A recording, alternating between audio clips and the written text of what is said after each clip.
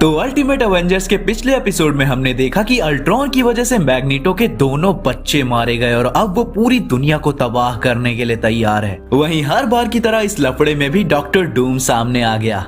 पता नहीं ऐसे डेंजरस सिचुएशन में मैं ऑटोमेटिकली आगे कैसे आ जाता हूँ। अब शुरुआत करते हैं उस वार की जिसने हर हीरो की लाइफ बदल कर रख दी। तो अभी तक जिन्होंने भी अल्टीमेट एवेंजर्स वाली सीरीज नहीं देखी है, ऊपर शो हो रही प्लेलिस्ट से अभी जाकर देखो। तो हेलो वेबटास्टिक फैंस, मेरा नाम है सत्यम मिश्रा और समय को सर आंखों पर रखते हुए चलिए शुरू करते हैं। तो सभी हीरोज अपनी डेली लाइफ में लगे हुए थे। रीड अभी भी सूजन को प्रपोज करने की सोच रहा था। कैप्टन और टोनी की वही रोज जैसी लड़ाई चल रही थी। थॉर और वल्कायरी प्रैक्टिस कर रहे थे और हैंक एंटमैन का सूट छोड़ के अल्ट्रॉन की तरह येलो जैकेट बन गया था। पीटर और उसके दोस्त प्लान बना रहे थे कि आगे क्या किया जाए, फिर से दी डार्क नाइट देखने जाया जाए या फिर पार्टी की जाए। मतलब सारे हीरोज की लाइफ वापस से नॉर्मल हो गई थी, यहाँ तक कि एक्समैन भी अपनी लाइफ आराम से जी रहे थे। पर आने वाले खतरे की भनक किसी को भी नहीं थी। अचानक से सारे हीरोज देखते हैं कि आसमान में बादल गरजने लगते हैं, बारिश होने लगती है, तूफान आने लगता है और कुछ ही देर में सब कुछ डूबने लग जाता है, जैसे कि समुंदर का पानी आसमान को छूने की कोशिश कर रहा हो। सारी बिल्डिंग, सारे हीरोज डूबने लगते हैं। व्हेल तक बिल्डिंग्स में घुसने लगती हैं। एंटमैन अपनी साइज बड़ी करके सबको बचाने की सोचता है। ब्रूस बैनर को हल्क डूबने से बचाता है, लेकिन वो खुद को कंट्रोल कैसे करता। इधर किटी प्राइड पीटर को ट्रेन से बाहर निकालती है अपनी दीवारों के आर पार जाने वाली पावर्स से और बोलती है कि तू बाकियों को बचा, अपनी गैंग को मैं संभाल लूंगी। तो पीटर वहाँ से निकल जाता है स्पाइडरमैन बनके।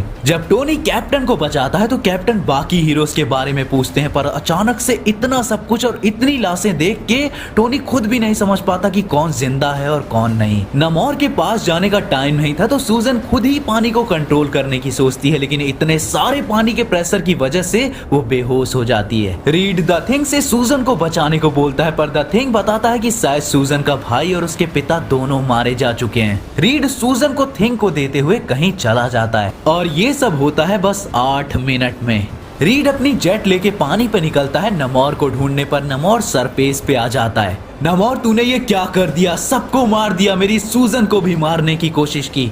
नेमोर उसे जेट से बाहर खींचकर बोलता है, मुझे तू क्या सोचता है, मुझे उससे कोई फर्क नहीं पड़ता, लेकिन ये सब कुछ मैंने नहीं किया क्योंकि तुम सब मेरे लिए कीड़े मकोड़े होगे, पर मैं जानबूझकर कभी सूजन को चोट नहीं पहुंचा सकता। रीड उसे एक इंजेक्शन देता है जिससे नेमोर वहीं बेहोश हो जाता है, पर फिर रीड सोचता है कि अगर नेमोर ने नहीं किया तो किसने किया। वहीं लेटवेरिया में डॉक्टर डूम अपने महल में अकेला था। वो सबको पुकारता है पर उसकी आवाज किसी के कानों तक नहीं पहुंचती और जब वो बाहर आकर देखता है तो पूरा लेटवेरिया और उसके लोग जम चुके थे। इधर एक्स मैंसन में चार्ल्स का दिमाग बज रहा था क्योंकि वो देख सकता था कि कैसे उसके म्यूटेंट्स और लाखों लोग मारे जा चुके थे। वुल्वरीन उससे पूछता है कि हुआ क्या है, तो चार्ल्स बस अपना दिमाग कैप्टन रीड बाकी हीरोज से कनेक्ट करके बोलता है, मैं चार्ल्स जेवियर हूँ और मुझे पता है कि क्या हुआ है और मुझे पता है कि ये किसने किया है और वो नहीं रुकेगा जब तक सब कुछ तबाह नहीं हो जाता। हम सब में जो भी प्रॉब्लम्स हैं उसे साइड में रखकर हमें लड़ना होगा। मैं तुम्हें मेरे बचे हुए एक्समैन और एक मेंटल तस्वीर भेज रहा हूँ, यहाँ तुम उसको ढूंढ पाओगे। वो तुमसे डरता नहीं है, ये उसका डूम्सडे प्लान है। हर आदमी, हर औरत और बच्चे का मर्डर इस दुनिया में, तुम्हें मैग्नीटो को रोकना होगा। तभी मैग्नीटो अपने महल से बोलता है, हाँ लाओ चार्ल्स, सबको लाओ, ताकि मैं उन्हें बता सकूं कि जो उन्होंने किया उसके लिए वो कितनी भारी कीमत चुकाएंगे। इधर उस रात पीटर किसी की मदद कर रहा था कार उठाकर। वो बोलता है, ये हर डरावनी चीज रात को ही क्यों होती है। एक पल को ये शहर पानी के नीचे था और एक पल में सब खत्म। इतनी मौतें और तबाही बस दुनिया के सबसे बड़े बुरे इंसान मैग्नीटो की वजह से। तभी आवाज आती है, हल्क हेल्प स्पाइडरमैन, और हल्क स्पाइडी के ऊपर से कार उठाकर उसकी मदद करता है। इधर टोनी बेहोश कैप्टन अमेरिका को जल्दी से शील्ड बेस पे लाता है मेडिकल चेकअप के लिए, क्योंकि और कोई जगह बची ही नहीं थी। तभी कैरल आकर बोलती है, टोनी मैनहट्टन डूब चुका था, पूर्वी यूरोप जम चुका है, अमेज़न में ज्वालामुखी उठ रहे हैं और मैं तुम्हें। टोनी बोलता है, ये कैप्टन है और वो सांस नहीं ले रहा। कैरल फिर मदद करने के लिए तैयार हो जाती है। कैरल यहाँ शील्ड की चीफ थी, कैप्टन मार्वल नहीं। वो डूब रहा था या डूब गया था मुझे नहीं पता, पर मैंने उसे बचाया। फिर हम बाकी टीम मेंबर्स को ढूंढ रहे थे और वो खड़े खड़े गिर गया। कैरल टोनी की मदद करने को बोलती है, पर निक फ्यूरी जब से गया था तब से किसी को शील्ड से फर्क भी नहीं पड़ रहा था। टोनी बस कैप को वहां छोड़कर जाने को तैयार था। उसे कोई भरोसा नहीं था कि कैप अब उठेंगे भी या नहीं। इधर हॉकाई और एंटमैन साथ में थे। हॉकाई एंटमैन से बात करने की कोशिश करता है पर वो बस वास्प के लिए परेशान था। वो हॉकाई को पकड़कर गुस्से में उठाता है और बोलता है कि एक कारण बोल कि मैं तुझे किसी कीड़े की तरह मसल ना दूं। क्योंकि जैनेट को ढूंढने में मैं तुम्हारी मदद कर सकता हूँ। हैंक बोलता है तूने तो बोला था जैनेट को मेरे आसपास भी नहीं रहना चाहिए, फिर क्यों?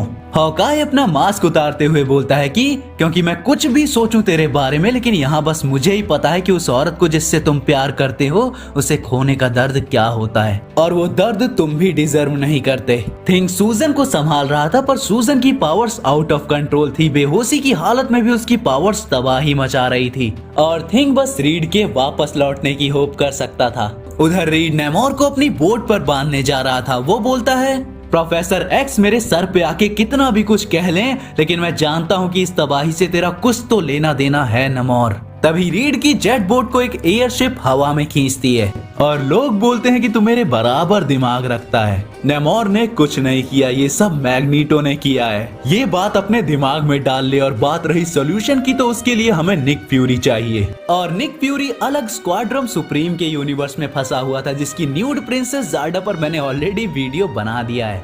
और वही प्रिंसेस जार्डा भी निक फ्यूरी के पास थी। वो बोलती है कि मुझे इस क्रिमिनल के साथ हाथ नहीं मिलाना, पर अगर ऐसा चांस है कि मैं तुम्हारी अर्थ को बचा सकती हूँ तो मैं तुम्हें मेरे घर ले जाने के लिए तैयार हूँ। इधर न्यूयॉर्क में थॉर पेगासस पर उड़ता हुआ अपनी वेल्कायरी को ढूंढ रहा था, पर जब उसे वो मिली तो वो बस एक जिंदा लाश के सिवा कुछ नहीं थी। थॉर ये सहन नहीं कर पाता और वो जोर से अपनी तलवार जमीन पर धंसाता है और वो पहुंच जाता है वेल्हाला हेला के सामने।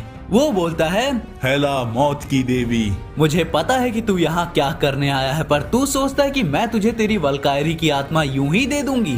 मेरे चैलेंज का हिस्सा बन, मेरे मौत के सोल्जर्स की आर्मी को हरा और एक कीमत के बदले मैं तुझे सब कुछ दे दूंगी।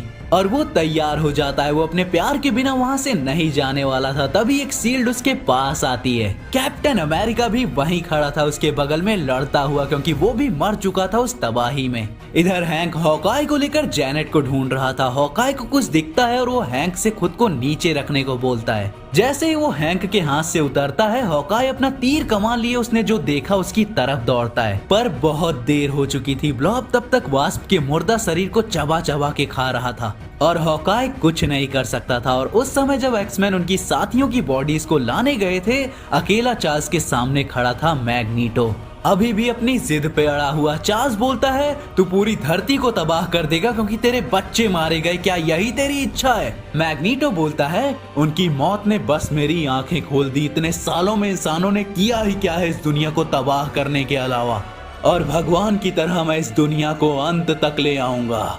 चार्ल्स बोलता है तू कोई भगवान नहीं है, ये दुनिया तुझे हिटलर लादेन की तरह याद रखेगी। मैग्नीटो को गुस्सा आ जाता है और वो वही करता है जो उसने सोचा था। वो चार्ल्स की गर्दन तोड़ के उसे मार देता है। तो मेरे वेबटास्टिक्स अल्टीमेट हीरोज अंत की तरफ तेजी से बढ़ रहे हैं, और अगर तुम्हें भी उस अंत को जानना है तो वीडियो को लाइक कर देना और कमेंट में एपिसोड 5 जरूर लिख देना। और चाहो तो अपने दोस्तों को जो शायद ये बोलते हैं कि मार्वल डीसी की तरह डार्क नहीं है, उन्हें ये प्लेलिस्ट शो कर देना और थोड़ा सा रॉब झाड़ लेना। तो मैं मिलता हूँ किसी और वीडियो के साथ, तब तक के लिए बी फैंटास्टिक।